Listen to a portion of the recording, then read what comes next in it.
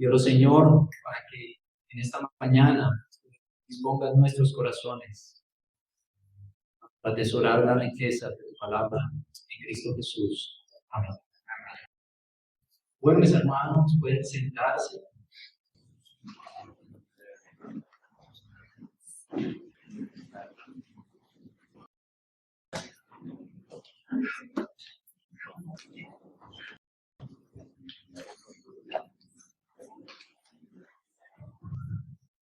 Bueno, recordemos que el domingo pasado hicimos una pausa para, recordemos que estábamos predicando la serie del Evangelio de Juan. Hicimos una pausa y iniciamos una serie que tiene 3 sermones. Ya vimos el primero la semana pasada. El nombre de la serie es Retornando a las sendas antiguas.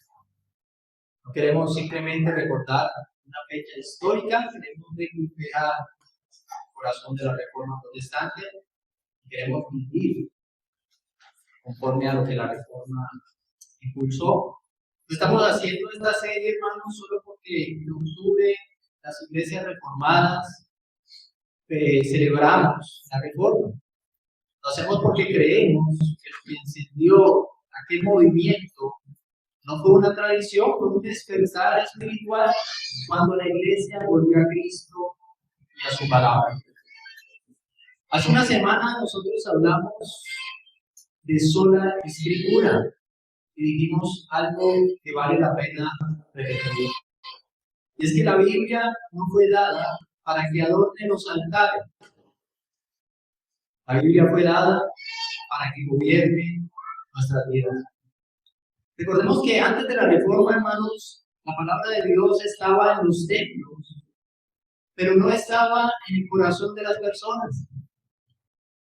Y reconocimos, hermanos, también que ese peligro no era un peligro solamente de aquella época, sino todavía es un peligro que permanece en nosotros. Nosotros podemos tener Biblias abiertas, pero con corazones cerrados.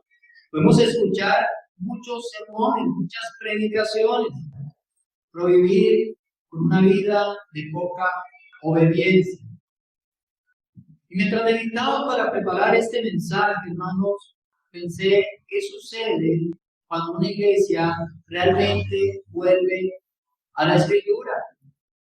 Y la respuesta que encontré, hermano, es que la Biblia siempre nos va a llevar a Jesucristo, ¿verdad? Porque si solo Escritura responde a la pregunta, ¿qué guía a la iglesia? Solo Cristo responde quién es el centro de la iglesia. La Reforma Protestante, hermanos, no comenzó tan solo como un deseo de producir o de plantar una nueva denominación. Comenzó con un hombre llamado Martín Lutero. Este hombre se dio cuenta, hermanos, que la religión sin Cristo es solamente un sistema, pero que cuando Cristo está presente en la religión, todo cambia. Hermanos, así como es posible tener una Biblia y no obedecerla, también es muy posible estar viviendo una religión sin Cristo. Podríamos estar cantando himnos sin estar adorando a Jesucristo. Podríamos estar sirviendo en la iglesia sin estar sirviendo al Señor de la iglesia. Podríamos predicar y aún así no exaltar el nombre de Cristo.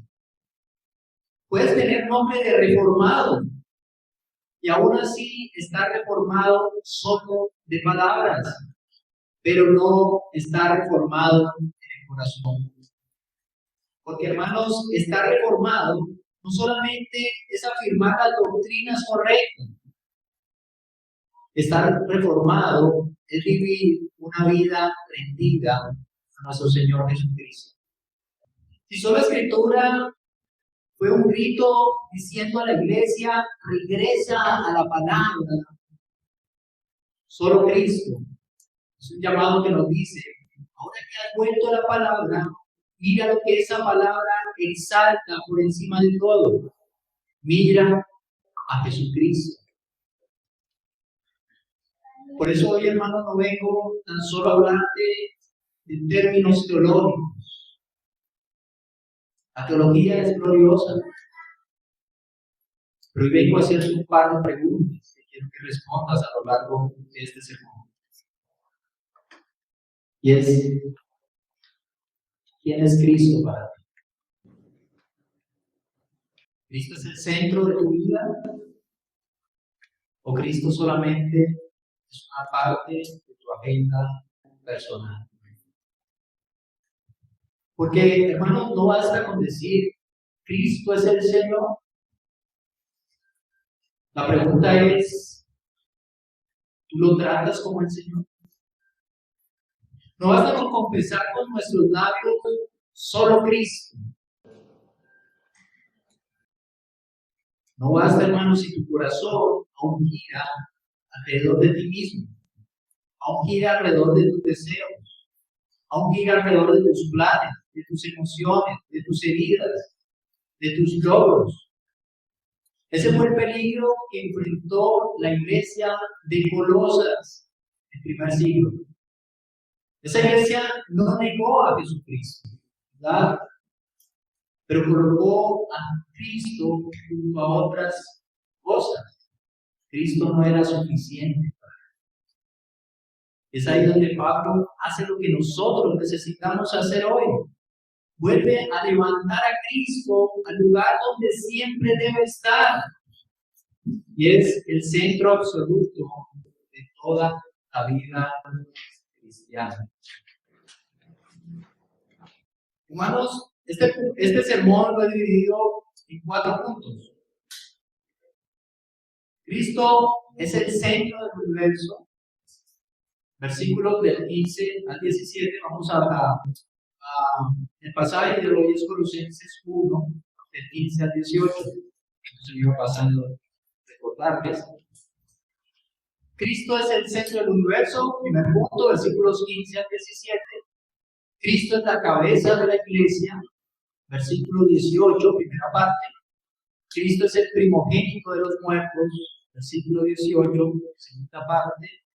Y Cristo y su preeminencia, versículo 18, tercera parte. Vamos entonces a leer nuestro pasaje. Vamos a orar y continuaremos con nuestro sermón. Vamos a Colosenses capítulo 1, versículos de 15 al 18. Y dice la palabra del Señor. Él es la imagen del Dios invisible, el primogénito de toda creación, porque en Él fueron creadas todas las cosas, tanto en los cielos como en la tierra, visibles e invisibles, ya sean tronos o dominios o poderes o autoridades. Todo ha sido creado por medio de Él y para Él. Y Él es antes de todas las cosas. Y en Él todas las cosas permanecen. Él es también la cabeza del cuerpo en la iglesia. Él es el principio, el primogénito de entre los muertos, a fin de que Él tenga en todo la primacía. Amén. Vamos a orar. Padre amado, te damos nuevamente gracias, Señor. Oramos por tu bondad para todos nosotros. Oramos que abra nuestro corazón, nuestro entendimiento. Que podamos fijar la mirada en las Escrituras, Señor, que nuestros corazones sean abiertos a través de tu Espíritu, Señor, para que podamos estar atentos, enfocados, podamos atesorar las riquezas, Señor, de tu mensaje, de tu palabra, y que podamos también vivirlas. Oro, Señor, para que me capacites, para que me auxilies en esta mañana ante mi debilidad. Me fortalezcas, Señor. Voy a presentar de una manera clara a Jesucristo, nuestro Salvador. Amén. Bueno, hermanos, vamos con el primer punto. Cristo es el centro del universo, versículos 15 al 17. Aquí en este pasaje, hermanos, vemos cómo Pablo comienza diciendo: Él es la imagen del Dios invisible, el primogénito de toda creación. Acá Pablo usa una palabra que es traducida en nuestra Biblia como imagen. y esta palabra griega eikon, la cual no significa copia, no significa simplemente semejanza, sino que habla de una manifestación perfecta y visible. O sea que Jesucristo sería la manifestación perfecta y visible de aquel que por naturaleza es invisible. Dios es invisible, pero sabemos que Cristo hace visible aquello que es invisible. Cristo, hermanos, hace comprensible todo aquello que para nosotros es incomprensible. Y Cristo, mis amados, lo que es divino se hace cercano. Recordemos lo que el Señor Jesús le dijo a Felipe en Juan 14:9.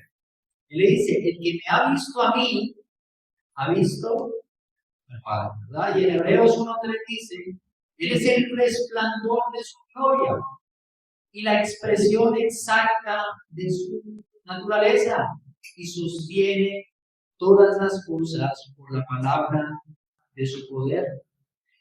Cristo, hermanos, no vino tan solo a hablar de Dios. Jesucristo vino a mostrarnos a Dios. Jesús no solo vino para que nosotros escucháramos la voz de Dios. Jesucristo vino también para que viéramos el rostro de Dios caminando en medio de los hombres, para mostrarnos que Dios, hermanos, es un Dios cercano. Por eso cuando una iglesia pierde la centralidad de Cristo, no es una iglesia que se convierta en una iglesia menos religiosa. Es una iglesia que se convierte en una iglesia más idólatra. Porque sin Cristo, hermanos, que es la revelación perfecta del Dios verdadero, esa iglesia no va a dejar de adorar, pero va a terminar adorando la imagen de un Dios que no es el verdadero, una imagen creada por su propia imaginación, que es lo que muchas veces nos pasa a nosotros, ¿verdad? Creamos un Dios a nuestra imagen y semejanza, siendo que la Biblia dice que Dios nos creó a su imagen y semejanza. Y el pasaje continúa diciendo que Él es el primogénito de toda creación. Y aquí debemos tener cuidado, porque muchas veces este texto se malinterpreta. Aquí Pablo no está diciendo que Cristo fue el primer ser creado, no es lo que quiere decir eso. Esa es una falsa doctrina que la iglesia se infiltró más bien en la iglesia durante el siglo IV. Esa herería, el realismo. Y es una mentira que todavía sigue viva hoy en muchas comunidades religiosas, pero no es lo que enseña la Biblia.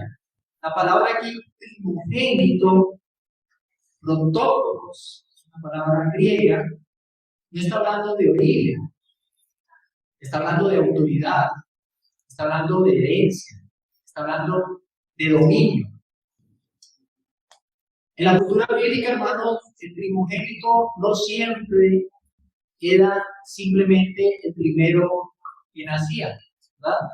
Esa es la imagen que tenemos, el primero que nace es el primogénito. Pero, hermanos, el primogénito era aquel que tenía el derecho legal sobre la herencia del padre. El primogénito era el que asumía el liderazgo, era reconocido como el señor de la casa después del padre.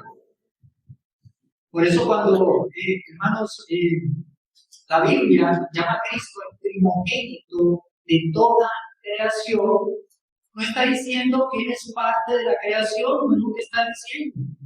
Está declarando que Él es el heredero legítimo de todo lo creado. Y eso lo podemos encontrar en la Escritura, no es algo que me esté inventando, ¿verdad? Hebreos 1 dice: Dios, habiendo hablado hace mucho tiempo, en muchas ocasiones, de muchas maneras a los padres por los profetas, en estos últimos días nos ha hablado por su Hijo, a quien constituyó heredero de todas las cosas, por medio de quien hizo también el universo. Entonces lo que Pablo está declarando en este texto, hermanos, es que a Cristo todo le pertenece y que todas las cosas existen para Él. Y el versículo 16 Dice, porque en Él fueron creadas todas las cosas. Todo ha sido creado por medio de Él y para Él. Cristo no solo, hermanos, es el agente de la creación, todo fue hecho por medio de Él, dice la Escritura, sino también el propósito final de la creación. Todo fue hecho para Él. Cristo no solo es el agente. Juan Calvino escribió lo siguiente: hasta que los hombres sepan que fueron creados para la gloria de Dios y la gloria de Cristo, nunca sabrán cuál es el propósito de sus vidas. Fuimos creados para Cristo. Y Pablo, hermanos, nos coloca frente a una escena gloriosa y muy real. Cada galaxia fue extendida para predicar acerca del poder de Cristo. Cada latido de tu corazón existe porque la voluntad de Dios lo permite. Cada segundo de la historia avanza porque Él lo sostiene. Si todo fue hecho para Él, hermanos, entonces tu vida solo tiene sentido cuando es vivida para su gloria. Tú vives mal cuando vives para ti, no vives conforme a la voluntad de Dios. Vives correctamente solamente cuando tú vives para la gloria de Dios. Y el versículo 17 dice, y eres antes de todas las cosas, y en él todas las cosas permanecen. Todas las cosas son sostenidas. Pablo no solo afirma que Cristo creó todas las cosas, sino que también las sigue preservando, las sigue sosteniendo. Hermanos, Cristo no es como un relojero que armó el universo y después se retiró, lo dejó andando solito, ¿no? Eso no es lo que dice la Biblia. La Biblia dice que todo sigue existiendo porque Él lo mantiene vivo con su palabra poderosa. Hebreos 1:3 lo afirma de la siguiente manera: Él sostiene todas las cosas con la palabra de su poder. Hechos 17:28 dice, porque en Él vivimos, nos movemos y existimos. Y esto significa, mis amados, que las leyes de la física funcionan porque Cristo las sostiene. El sol sale cada mañana, no por una rutina, sino por decreto soberano. El corazón del impío, del no creyente, sigue latiendo, no por casualidad, sino por paciencia, la paciencia de Dios, la paciencia de Cristo. Hermanos, si Cristo guardara silencio por solo un instante, Él dejara de sostener el universo, la gravedad colapsaría, los átomos se desintegran, el universo volvería a ese vacío del principio. El universo no depende de una fuerza, el universo depende de una persona. Y esa persona es el mismo Jesús que hoy te está llamando a que rindas tu vida a Él. Si todo el universo, las galaxias, los mares, estaciones, todo lo creado, ángeles, demonios, gira alrededor de Jesucristo, yo te hago una pregunta: ¿por qué tantas veces tu vida se encuentra girando alrededor de ti mismo? Si todas las cosas fueron creadas para Él, ¿por qué vives como si todo fuera creado para tu comodidad? ¿Por qué vives como si todo fuera creado para llevar a cabo tus planes? Y te frustras cuando no salen tus planes. Cuando muchas veces tú ni siquiera has consultado si esa es la voluntad de Dios. Y quiero que miremos el contraste. El mar obedece los límites que Dios le puso. Las estrellas cumplen su curso sin cuestionar. Los cielos anuncian la gloria de Dios y no se cansan de hacerlo. Pero nuestro corazón es un corazón orgulloso. Tiene la osadía de decir: gracias, Cristo, por estar en mi vida presente. Pero yo decido cuándo y cómo te doy un espacio de mi vida.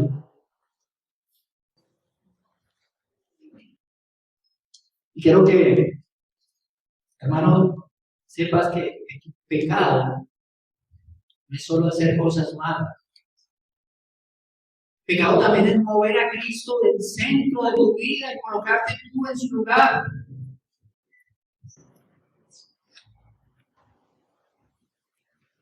Quiero darte una ilustración. Con nada podemos comparar a Cristo, pero lo voy a hacer para que entiendas un poco. Piensa que tu vida es un sistema solar. Pensemos que Cristo debería estar en el centro, Él es como el sol, ¿verdad?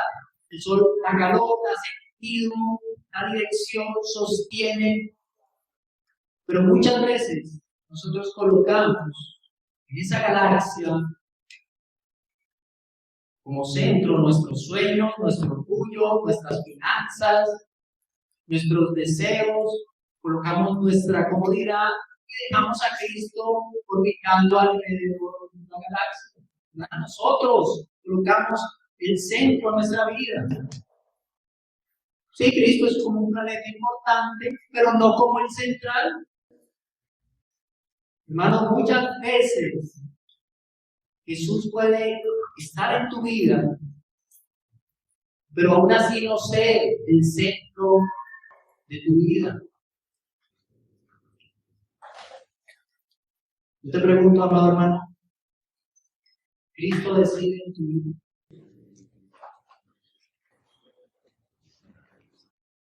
¿O solo le pides que apruebe lo que ya tú decidiste?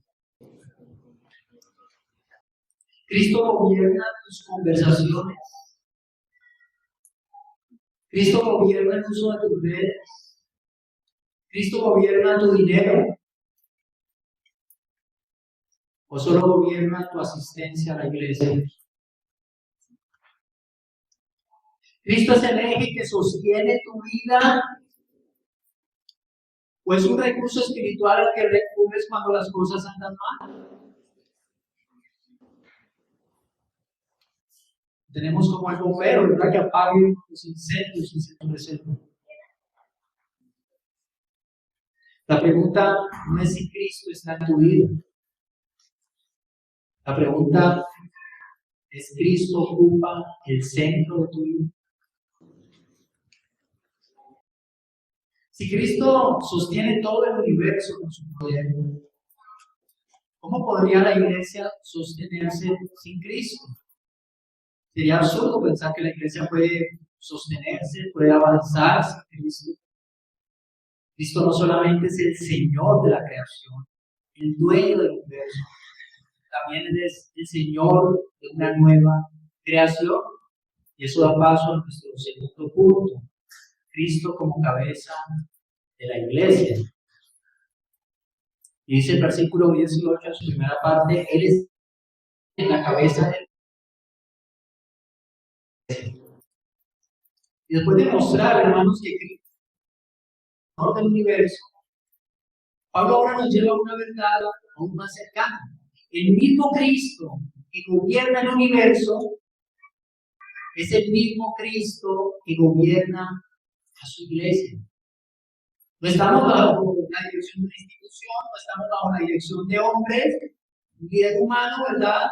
Ni regidos por tradiciones humanas, sino bajo la autoridad de una persona viva, una persona que habla, una persona que dirige, una persona que gobierna.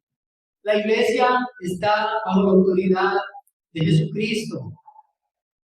La Biblia, aquí en este pasaje, nos dice que cabeza, que vale, es una palabra griega, no presenta esta palabra como una simple simbología. Aquí lo que significa es autoridad, control, dirección. Cristo es la autoridad del cuerpo que es la iglesia. Cristo es quien dirige.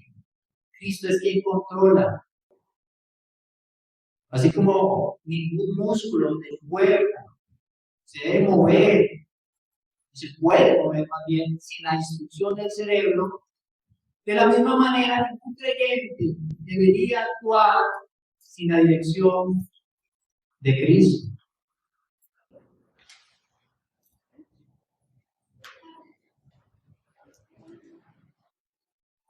Martín Lutero dijo: la verdadera fe se demuestra más en la obediencia que en la profesión de los labios. No es muy fácil hablar, no es muy fácil decir soy creyente, soy cristiano, pero en eso no se demuestra la fe. La fe se demuestra en la obediencia. Hay muchos que confiesan a Cristo con sus labios, pero vemos que estas personas muchas veces son los gobernantes de su propia vida. Confiesan con sus labios, pero su práctica dice otra cosa. Hablan de su fe, pero no consultan a Cristo antes de tomar decisiones. Dicen que Él es el Señor, pero planifican, escogen, sirven, se mueven, hacen, deshacen, sin saber si esa es la voluntad del Señor. Hermanos, quiero que quede algo claro en esta mañana. No hay un verdadero cristianismo si no hay rendición a Cristo.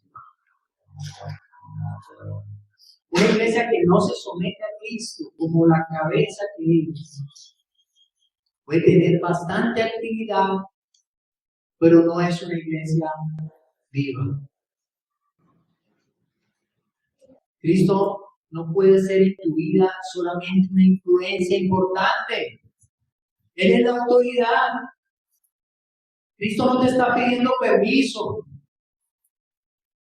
Él viene a ejercer autoridad y lo va a hacer así no te guste.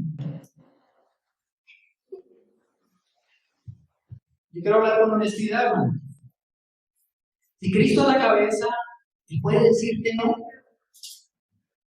Porque muchos aceptan la voluntad de Dios siempre y cuando esa voluntad de Dios coincida con mi voluntad.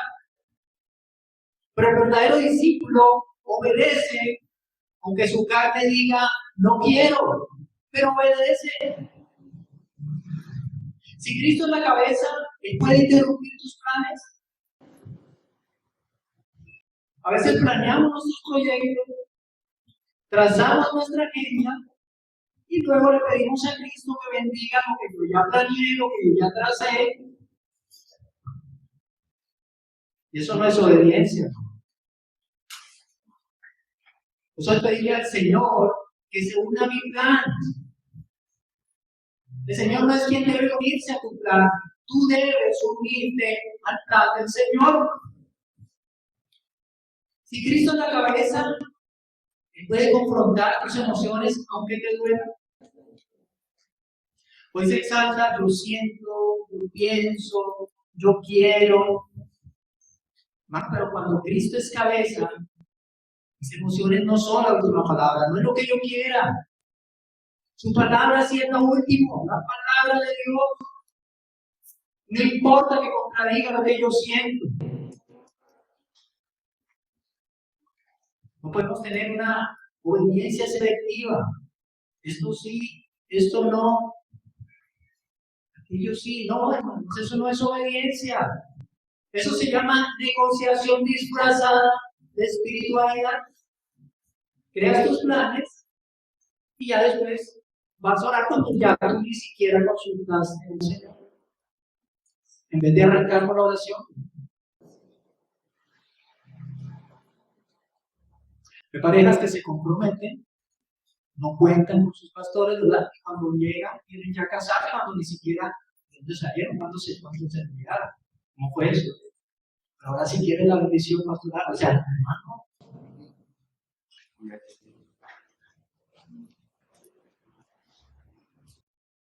Busca creyentes que digan, Señor, interrúmpeme,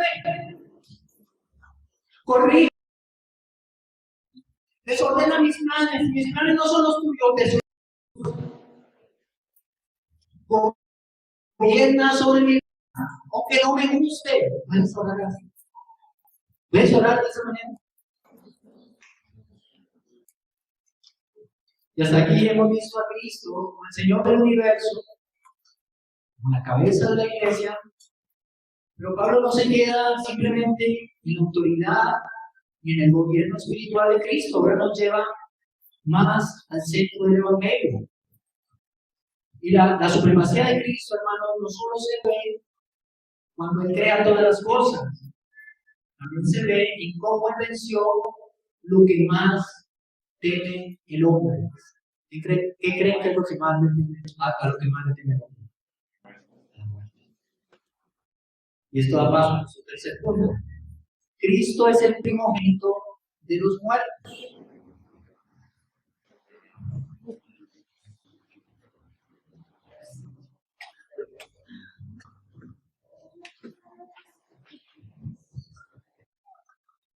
Él es el principio, versículo 18, segunda parte. Y después de mostrarnos a Cristo como el Señor del universo, como la cabeza de la iglesia, ahora Pablo cambia la escena completamente, ¿verdad? Y ahora lo presenta como el verdadero vencedor definitivo. Aquel que atravesó la muerte, salió del otro lado. ¿Cómo salió? Vivo, glorioso, ¿verdad? Ahora, ¿qué significa que Él sea el principio y el primogénito? Aquí en este versículo. Bueno, la palabra primogénito, protoctor, es también la misma palabra del versículo 15. Nuevamente, no está hablando de un cronológico, de que Él fue el primero que fue resucitado solamente, sino de supremacía y autoridad. Recuerden que ya habíamos hablado de esa palabra. Porque Lázaro resucitó, sí, antes de Jesús, sí, pero volvió a morir. Jesús resucitó, pero nunca más volvió a morir. Él es el primero en resucitar con un cuerpo glorificado, con un cuerpo eterno. Él es el modelo y la garantía de nuestra resurrección. Juan 14, 19 dice, porque yo vivo, ustedes también vivirán. Cristo no solo es el Señor de nuestra vida presente, Cristo también es la autoridad sobre la muerte. Cristo es la autoridad sobre nuestro destino eterno. Martín Lutero decía lo siguiente: predica siempre de tal manera que la gente al escuchar vea la cruz y vea la tumba vacía como su única esperanza. La Reforma entendió algo esencial. La esperanza cristiana, hermanos, no es una emoción. La esperanza cristiana es una tumba vacía. Vivo. Si Cristo resucitó y tú crees en Él, tú ya no debes vivir como si este mundo fuera la única oportunidad de ser feliz. Tienes que vivir gozoso. Vas a resucitar. Vas a tener vida eterna después de la muerte. Hermano, si Cristo es el primogénito de los muertos, nuestra fe no termina en una cruz. Cristo no quedó colgado en la cruz. La tumba está vacía y hay un trono en los cielos que está lleno. Allí está Jesucristo. Y si eso es real, no podemos seguir viviendo como si todo lo que importara solo estuviera aquí en esta tierra. Yo te pregunto, amado hermano, ¿tu esperanza está en un sentir o está en un hecho histórico? Mucha gente dice, yo siento que Dios me ama. Yo siento que iré al cielo. Hermano, pero el cristianismo no se basa en emociones. El cristianismo no se basa en solo lo que sentimos. Se basa en un hecho real, registrado en la historia. Una tumba fue encontrada vacía y más de 500 personas vieron a Jesús resucitado. ¿De dónde saqué que 500 personas? 1 Corintios 15, versículos 3 al 6. Porque yo les entregué, en primer lugar, lo mismo que recibí. Que Cristo murió por nuestros pecados, conforme a las Escrituras. Que fue sepultado y que resucitó al tercer día, conforme a las Escrituras. Que se apareció a Cefas, después a los 12. Luego se apareció a más de 500 hermanos a la vez, la mayoría de los cuales viven aún, pero algunos ya mueren. No hace tu esperanza en emociones. Las emociones nuestras, ¿cómo son? Cambiantes. Pero la tumba de Cristo permanece vacía.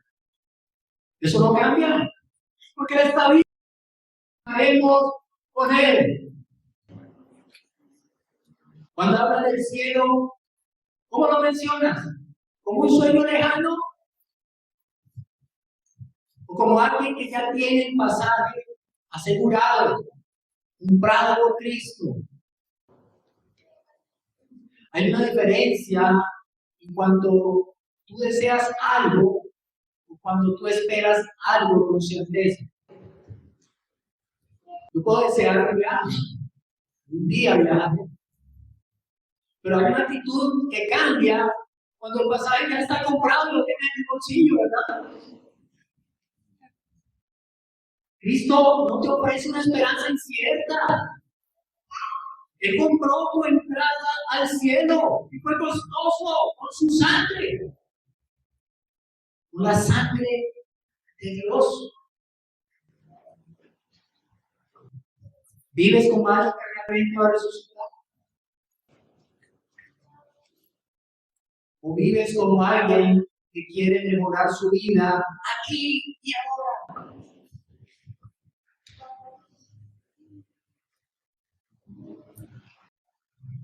Muchos cristianos no viven como peregrinos. Tú sabes que eres peregrino, alguien que está de paso. Muchos cristianos viven como inquilinos cómodos. Tratan de hacer su cielo aquí en la tierra. Pero si realmente crees que vas a resucitar, entonces la comodidad presente deja de ser tu prioridad. Las pérdidas no te destruyen, porque sabes que no son definitivas, que eso va a pasar. Obedeces a Cristo aunque muera, porque entiendes que tu recompensa no está aquí, está en los cielos. Vive de esa manera.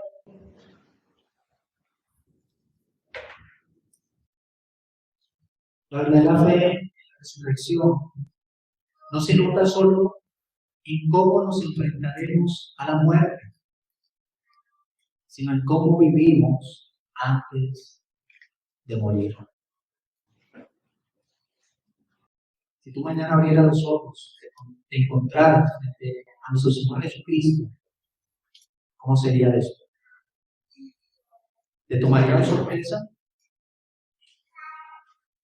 ¿O tu manera de vivir no demuestra que realmente estás esperando una resurrección y que hay una vida eterna? Hermanos, y si Cristo es el primogénito de los muertos, entonces Él no solo venció nuestro pasado, rompió el poder del pecado, somos nuevas criaturas, pero Él no solo aseguró nuestro futuro, garantizando la resurrección, sino que todo eso Él lo coloca en un lugar que nadie más puede ocupar. Y es el lugar de la supremacía absoluta de Cristo sobre todas las cosas. Cuarto punto, Cristo y su preeminencia. Versículo 18, parte final. Dice esa parte, a fin de que Él tenga todo la primacía. Pablo va subiendo una escalera de gloria en este texto. Cristo es la imagen del Dios invisible, soberano sobre la creación. Cristo es la cabeza del cuerpo, soberano sobre la iglesia. Cristo es el primogénito de entre los muertos, soberano sobre la vida eterna. Ahora, ¿con qué propósito es Cristo todo eso? Para que Él tenga toda la preeminencia.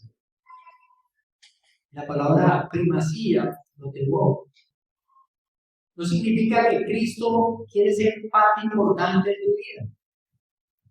Significa que Él exige el primer lugar en todas las cosas.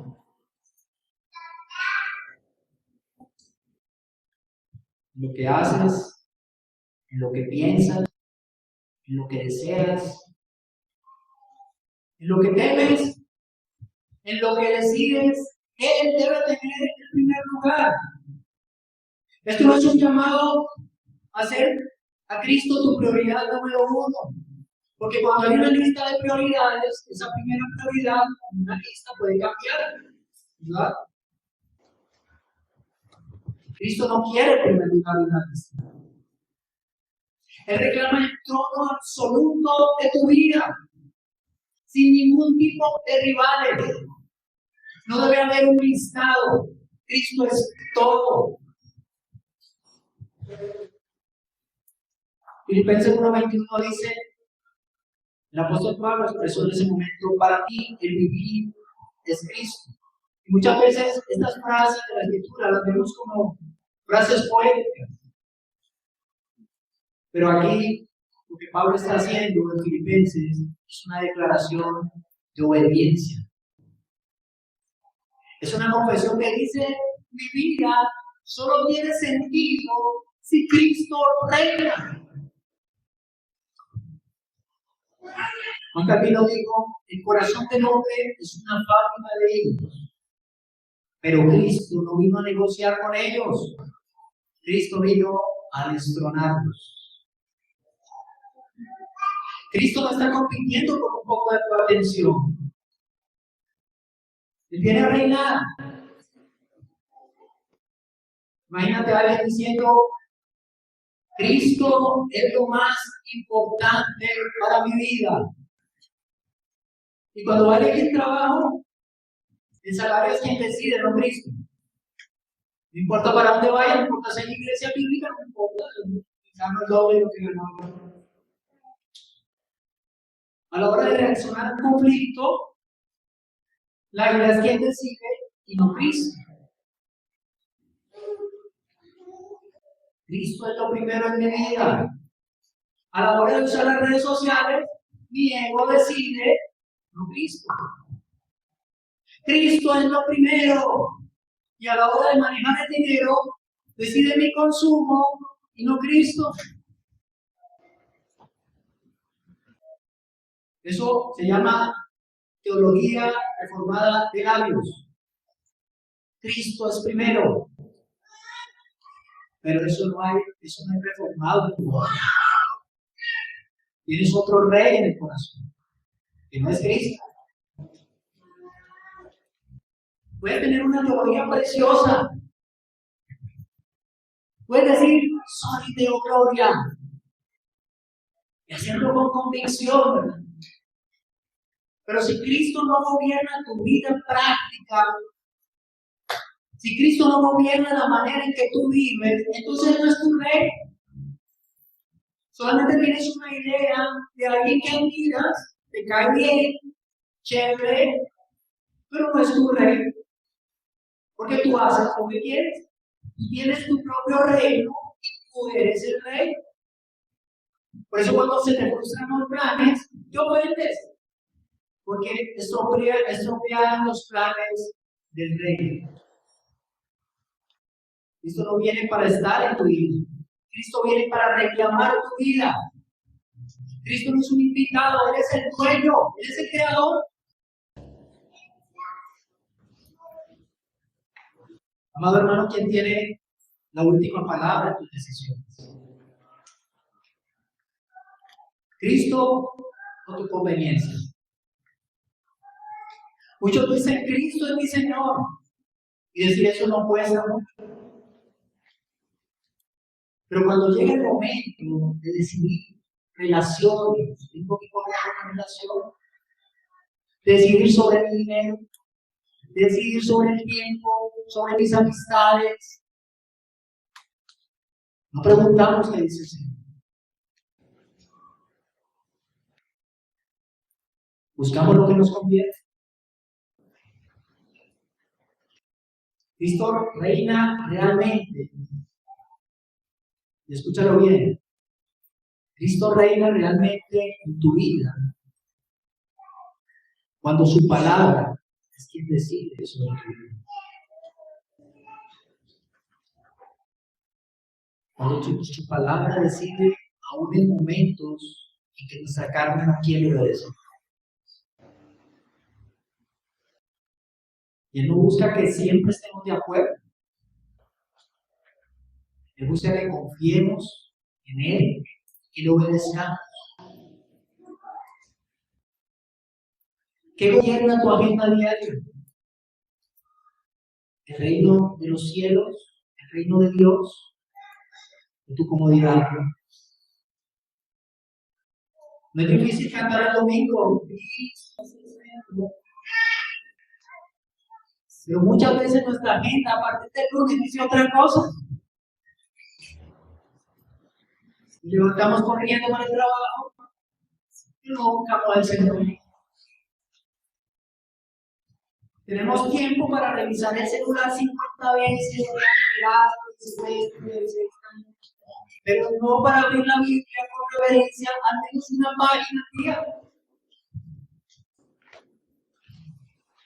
Cuando Cristo no tiene la preeminencia, tu agenda irá en torno a tu voluntad. Hermano, cuando digo que le des a Cristo la preeminencia sobre todas tus ocupaciones aún, no estoy diciendo que dejes de trabajar. Si ahora no falta que mañana nos renuncies. No.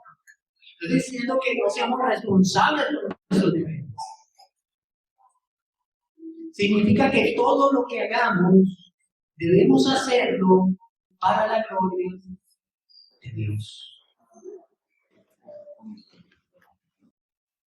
El verdadero creyente, hermano, siempre debería iniciar en las mañanas con una oración en sus labios.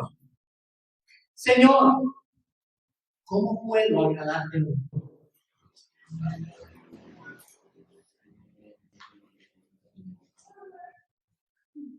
¿Tu cristianismo afecta a tus conversaciones? ¿Tu cristianismo afecta a tus gastos, tu matrimonio, tu celular? ¿O tu cristianismo solo afecta a lo que haces los domingos? Cristo no solamente enseñó la virtud. Él no vino para reinar en tu vida solo 2 horas los domingos. Él vino para gobernar tu corazón, para gobernar tus palabras, tus acciones, tu WhatsApp, tu tarjeta de crédito, la manera en que tratas a tu esposa y a tu esposo, la manera en que tratas a tus hijos, la manera en que tratas a tus padres. Jesucristo vino para gobernar cada área de nuestra vida. La marca de una fe viva no es cuántos versículos te sabes de memoria.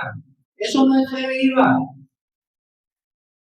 La fe se demuestra en la transformación de tu carácter. ¿Te pareces hoy más a Cristo que ayer?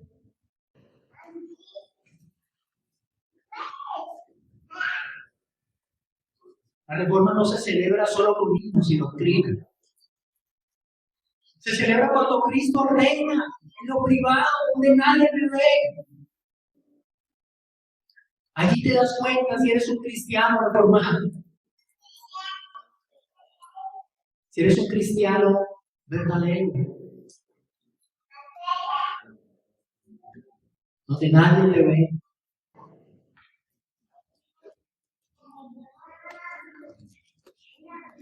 Cristo reina en tu ansiedad, Cristo reina en tus reacciones, Cristo reina en tus planes, o ahí gobierna otro Señor. Cuando las cosas no salen como esperas, ¿quién manda? Las emociones, el miedo al futuro, el orgullo. Hermanos, si el miedo es quien decide, si la rabia es quien te controla, si la preocupación es quien te domina, entonces en tu corazón está entronizado otro Señor, pero no es Cristo.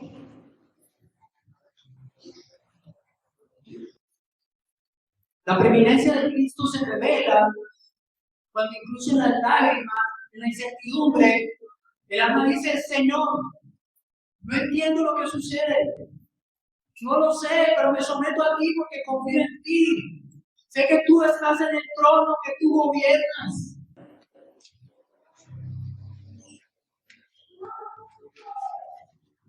Hermano, no digas: Cristo es mi rey, si tú no aceptas la corrección. No digas: sol y veo gloria, si tus planes giran alrededor de ti. La verdadera reforma comienza cuando Cristo pasa de ser solo un concepto bíblico a ser el verdadero rey de tu vida diaria. La verdadera reforma no se mide por cuánto sabes de Cristo, sino por cuánto Cristo es lo que tú sabes.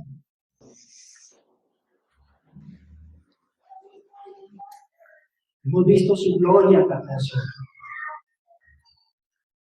Hemos visto su gloria en la iglesia. Hemos visto su gloria en la resurrección. Hemos visto la autoridad suprema de Cristo en esta mañana. Ahora queda una pregunta personal que debe responder. ¿Cristo ocupa su lugar legítimo en tu vida? ¿O solo un lugar cómodo en tu discurso cristiano?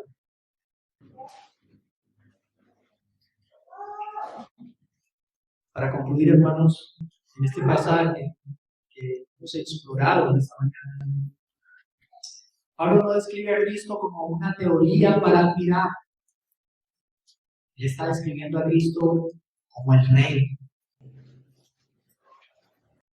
Si Él es la imagen de Dios invisible, si Él es el creador de todas las cosas, si Él es la cabeza de la iglesia, si Él es el primogénito de los muertos, si Él es aquel en quien todas las cosas subsisten, entonces Cristo no puede ser solo una parte de tu vida. Cristo o lo es todo o no es nada.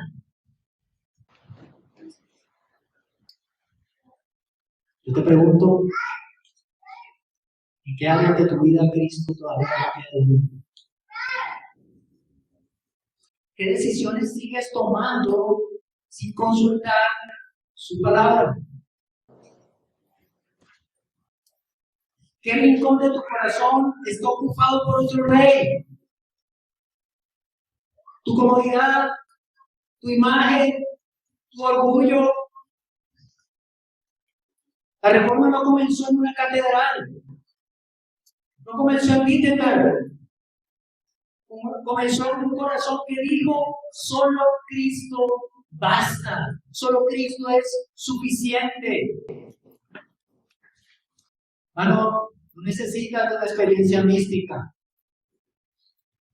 Tú no necesitas añadirle a lo que Cristo ya hizo. Lo único que tú tienes es que rendirte a su señorío, a su gobierno. Ríndete al Señor.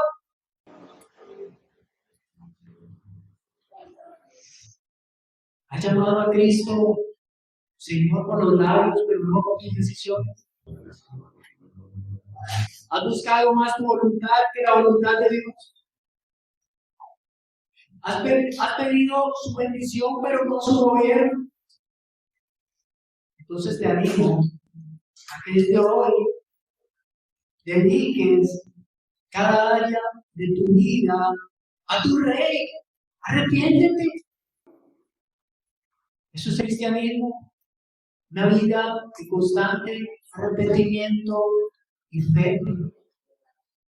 Si te has dado cuenta de todo esto, que Cristo no es el Rey de tu vida, arrepiéntete y ríndete a Él.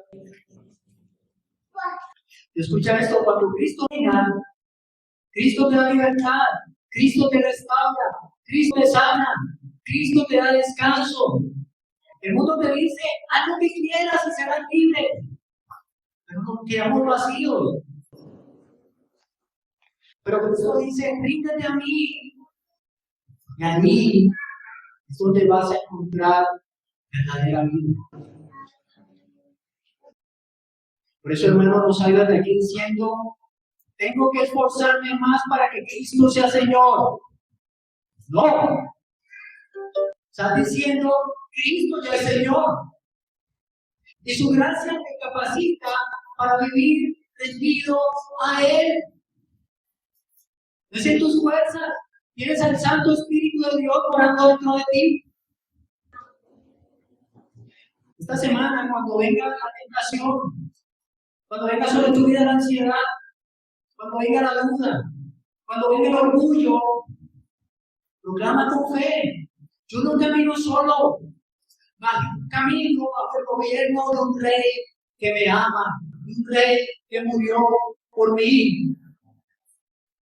Si Cristo sostiene el universo, puede sostener tu corazón. Si Él gobierna todas las cosas, tu vida no está a la deriva, porque tú perteneces al Rey. Si Cristo reina sobre todo, entonces la esperanza se convierte en realidad. Ven, Señor Jesús. Amén. Padre amado, te damos gracias en esta mañana por tu bondad.